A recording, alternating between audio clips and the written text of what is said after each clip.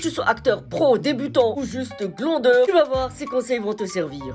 Premier conseil, quand tu as un texte à préparer, n'utilise pas ce crayon sur le papier, mais plutôt le crayon. Tu vas me dire pourquoi? En fait, cet exercice va te permettre de mieux prononcer tes phrases à l'oral. Car on ne va pas se mentir, chacun de nous a sûrement déjà trébuché sur une phrase. Alors il suffit de mettre le crayon entre vos dents comme une cigarette et de prononcer votre texte. Comme vous voyez, grâce à ça, j'ai obtenu une bonne prononciation.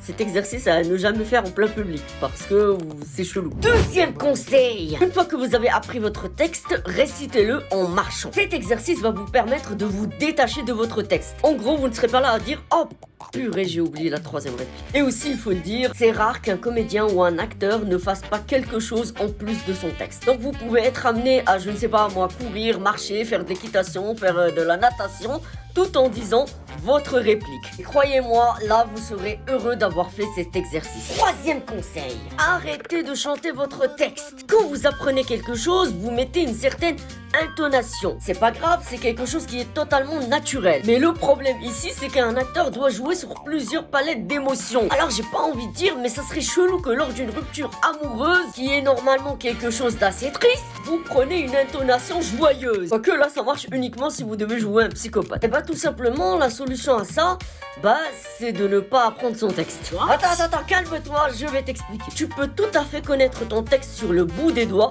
mais ne jamais l'avoir appris. Comment? C'est tout simple.